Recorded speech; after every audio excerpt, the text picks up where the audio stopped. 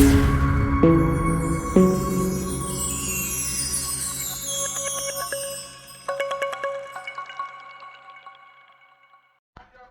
اليوم راح اسوي لكم كيك البرتقال. اول شي عندي هنا بيض درجة حرارة الغرفة، عندي هنا كوب من عصير البرتقال، وعندي 3 اكواب من الطحين مع ظرفين بيكنج باودر منخولين بهذا الشكل، وكذلك عندي كوب ونص من الشكر، وعندي هنا برش البرتقال،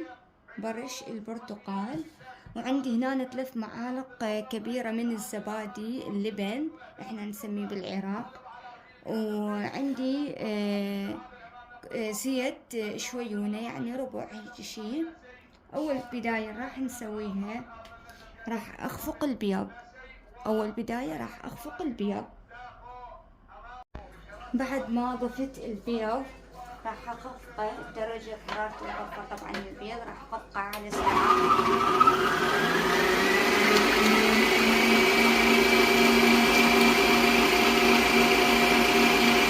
بعد ما خفقت البيض راح اضيف الشكر بالتدريج. بسم الله الرحمن الرحيم.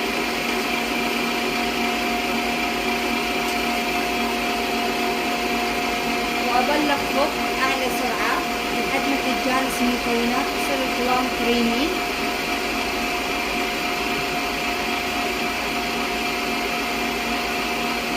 بعد ما خفقت العفو صار القوام كريمي، راح أضيف برش البرتقال والزيت وأخفق. أيضا أضيف برش البرتقال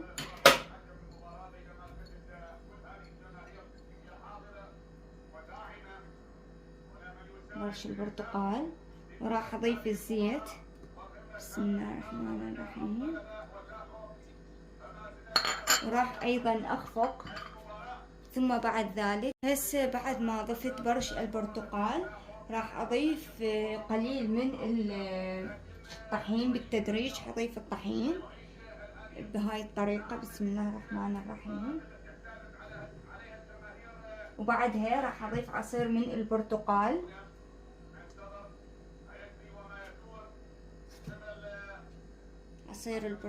والطحين. راح أبدي أخفق. بسم الله الرحمن الرحيم على أقل سرعة على مود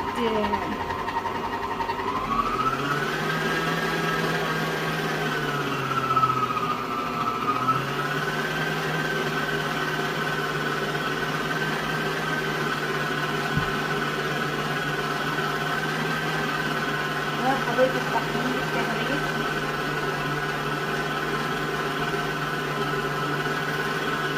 وأضيف عصير البرتقال واستمر هكذا إلى أن أكمل كل الكمية. بعد ما ضفت الطحين والعصير البرتقال راح أضيف الزبادي اللي هو اللبن. بسم الله الرحمن الرحيم. راح أضيف اللبن الزبادي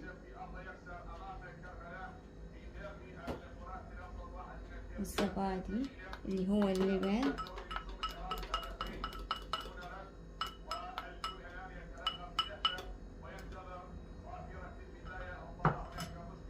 وراح أخفق أيضا.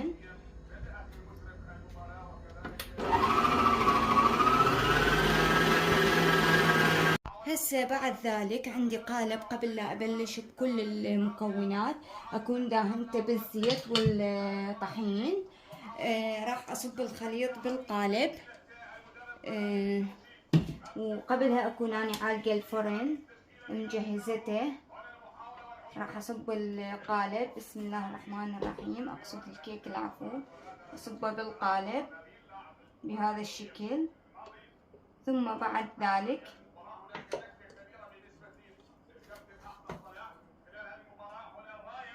هسه بعد ما درت الخليط بالقالب راح اسويه بهالشكل حتى يطلع منه الفراغات. ثم بعد ذلك راح ادخله بفرن حار جدا لمدة 45 دقيقة بدون ما افتح الفرن. وهاي يا تبارك الله بسم الله ما شاء الله، بعد ما كيكتنا طلعتها من الفرن شوفوها شلون مستوية وهشة وطيبة، طعم كلش طيب، انصحكم تجربوها.